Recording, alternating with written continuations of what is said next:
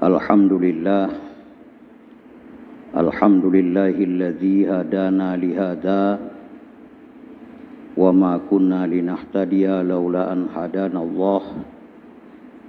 Asyhadu an la ilaha illallah wahdahu la syarikalah wa asyhadu anna sayyidana Muhammadan abduhu wa rasuluh la nabiyya ba'dah.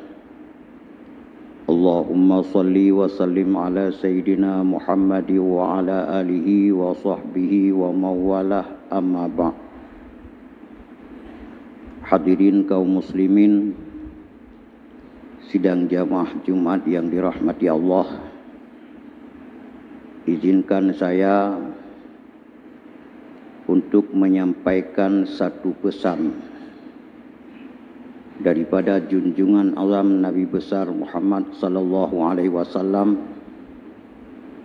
Beliau menyebutkan di dalam hadisnya, ta'arifu ilallah, perkenalkan dirimu kepada Allah dengan taat dan rajin beribadah sampai Allah mengenali dirimu. Di ketika Allah telah mengenali dirimu, doamu diterima. Kesempitanmu Allah ganti dengan kelapangan. Dukamu Allah ganti dengan kegembiraan. Dalam Al-Quranul Karim, Allah menegaskan, ya ayyuhalladzina amanu ati'ullaha wa ati'ur rasul wa uli amri minkum. Wahai orang-orang yang beriman, taat olehmu akan Allah dan taat olehmu akan Rasulnya Allah, dan taat olehmu akan uli amri minkum. Taat Allah dalam arti menjalankan semua perintahnya dan menjauhi semua larangannya. Begitu juga taatnya kita kepada Rasulullah, menjunjung tinggi segala perintahnya dan menjauhi segala larangan-larangannya. Allah juga memerintahkan kita sebagai orang yang beriman untuk taat kepada uli amri minkum. Uli amri minkum yang ditafsirkan oleh sebahagian ulama adalah para ulama yang dipercayakan menjadi guru umat ini. Uli amri minkum yang ditafsirkan oleh sebahagian ulama adalah pemimpin, para umara. Kalau yang saya sering sampaikan, taat kepada ulama dan taat kepada pemimpin merupakan kewajiban yang diembani kepada setiap orang yang beriman selama ulama itu menyampaikan penyampaian, menyampaikan rumusan-rumusan yang telah dirumuskan oleh Rasulullah Muhammad sallallahu alaihi wasallam. Kemudian rumusan-rumusan itu dijalankan oleh para umara kepada ulama-ulama yang seperti inilah, dan umara-umara yang seperti inilah diperintahkan oleh Allah Subhanahu wa taala untuk oleh kita berkewajiban untuk mentaatinya. Kita masih punya keyakinan bahwasanya ulama yang disebutkan oleh Nabi SAW sebagai warasatul anbiya, mereka masih berkomitmen untuk senantiasa menyampaikan rambu-rambu syariah, menyampaikan rambu-rambu yang bernilaikan islami untuk dikonsumsi oleh umat Islam, oleh orang-orang yang beriman. Dan hanya ulamalah yang menjadi kepercayaan Allah untuk mengawasi hambanya, untuk mengawal hamba-hambanya Allah, yang dalam hal ini Rasulullah menyebutkan dalam hadisnya, al-ulama'u aminullah fil ardi. Ulama ini adalah kepercayaan Allah di dalam bumi. Sehingga dari sejak masa kesultanan di Aceh,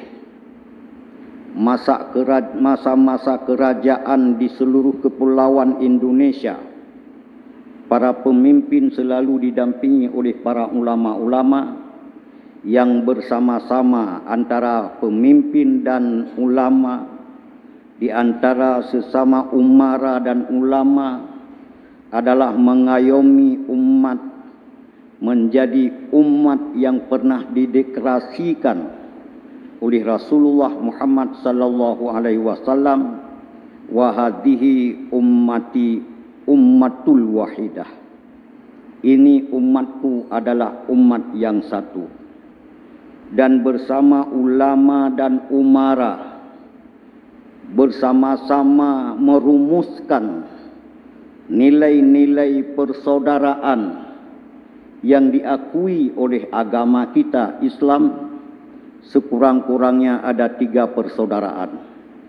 Yang pertama, ukhuwah Islamiyah, persaudaraan seagama dan seakidah.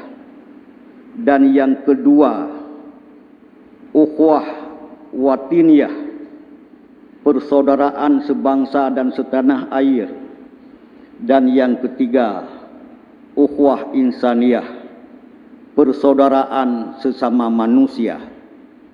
Ketiga-tiga persaudaraan ini dari dulu sampai sekarang semua kita sepakat untuk menjaga, sehingga kita bisa hidup berdampingan di antara satu dengan yang lain dengan penuh rasa kasih dan sayang di antara satu dengan yang lain. Hadirin kaum muslimin sidang jamaah Jumat yang dirahmati Allah. Sebuah negeri akan menjadi utuh apabila persaudaraan ini bisa dirawat dan dijaga. Bila satu negeri ingin diruntuhkan, maka pertama yang harus dihancurkan adalah nilai-nilai persaudaraan.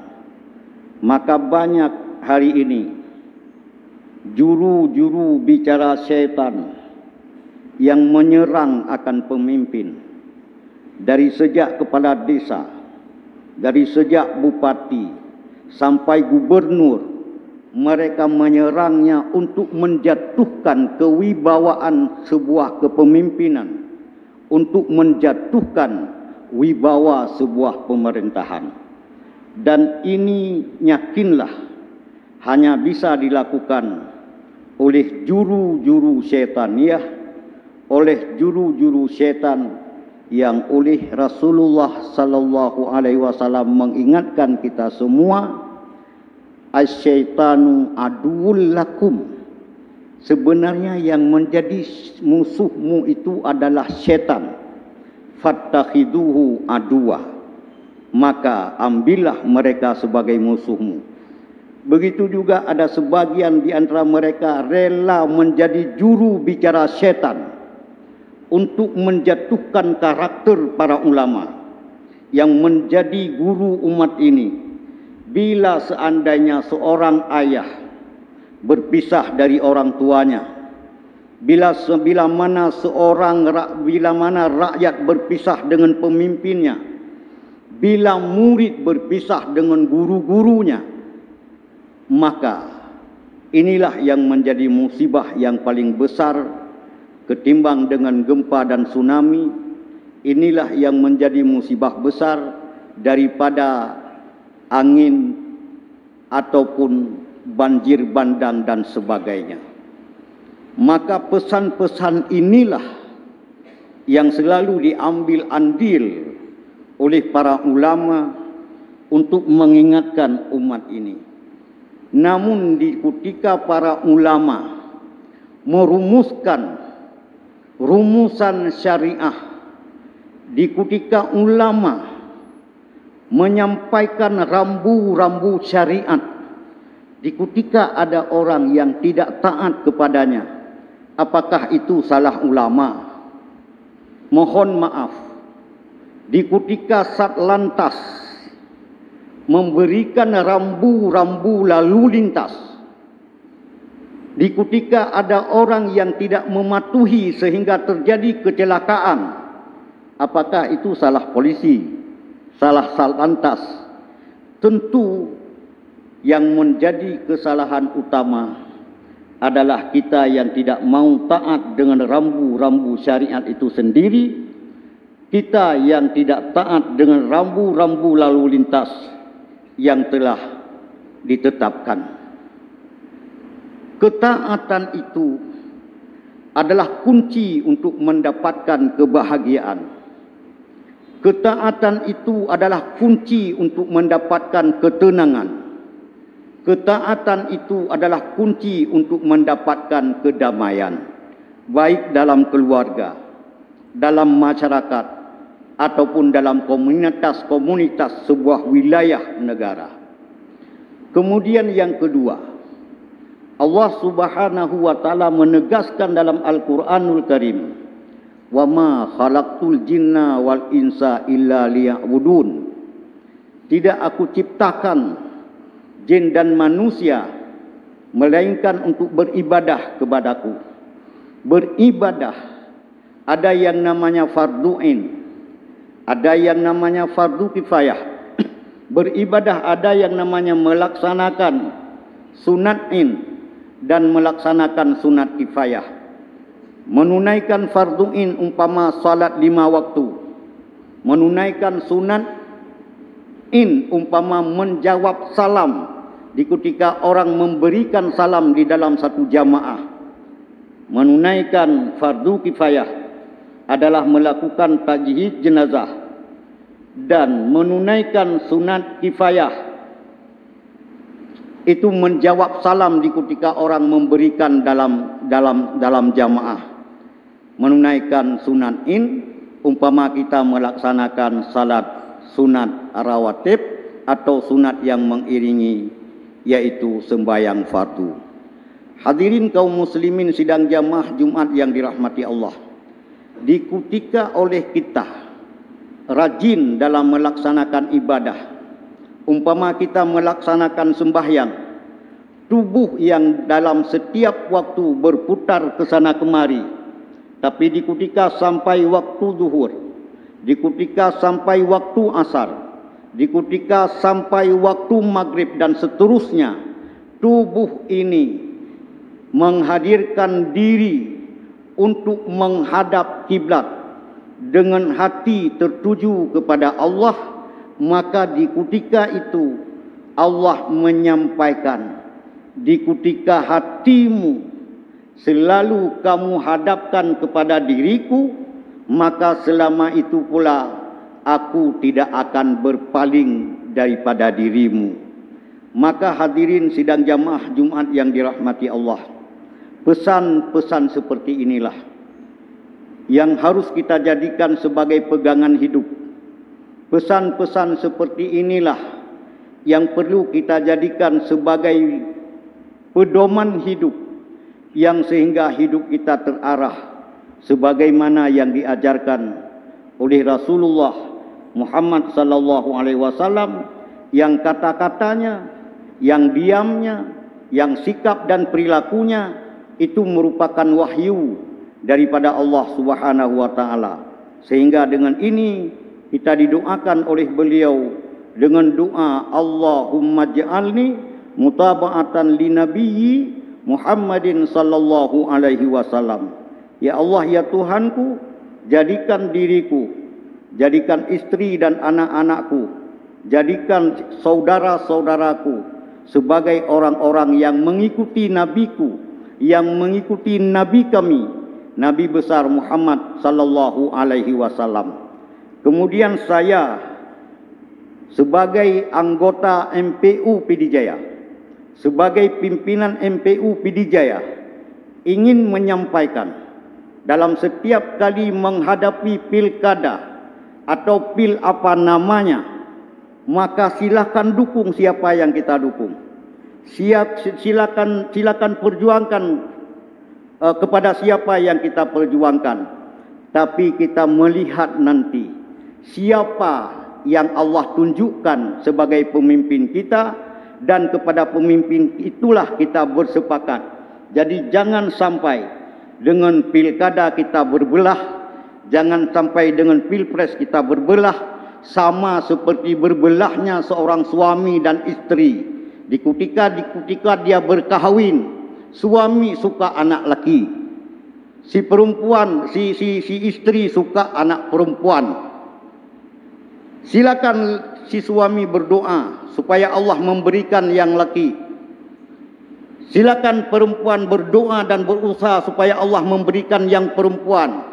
Tapi di ketika Allah mentakdirkan melahirkan yang laki, suami istri ini harus sepakat menerima bahwa yang laki ini adalah anak kita bersama. Jangan sampai dengan dilahirkan laki, dilahirkan perempuan sebagai anak yang disukai oleh istri, kita sudah tidak lagi suka kepada istri sehingga kita bercerai. Na'udzubillah. Jangan sampai di ketika Allah mentakdirkan anak laki-laki, kita seorang istri minta pasah karena anak yang diberikan tidak sesuai dengan anak yang kita sukai. Ini pemikiran-pemikiran yang bukan pemikiran orang beriman. Pemikiran orang beriman adalah sebagaimana yang kita yakini, innallaha ala kulli syai'in qadir. Sesungguhnya Allah di atas segala sesuatu maha kuasa. Likulli syai'in la yakhruju min ilmihi wa qudratihi wa iradatihi. Segala sesuatu yang terjadi tidak pernah terlepas daripada ilmu, kudrah dan iradah Allah Subhanahu wa ta'ala. Demikian pesan-pesan singkat khutbah saya. Mohon maaf di atas segala kekurangan dan salahnya. Hadanallah wa iyyakum. Alhamdulillah. Wassalatu wassalamu ala Rasulillah Sayyidina Muhammad wa ala alihi wa sahbihi wa man walah. Amma ba'du fa ya ibadallah, usikum wa iyaya bitaqwallah wa ta'atihi la'allakum tuflihun. Qala Allah Ta'ala fil Qur'anil Karim, Bismillahirrahmanirrahim. Wal takum minkum ummatun yad'una ilal khair wa ya'muruna bil ma'ruf wa yanhauna 'anil munkar wa ulaika humul muflihun. Barakallahu li wa lakum fil Qur'anil 'azim. ونفعني وإياكم بما فيه من الآيات وذكر الحكيم وتقبل مني ومنكم تلاوته إنه هو الغفور الرحيم.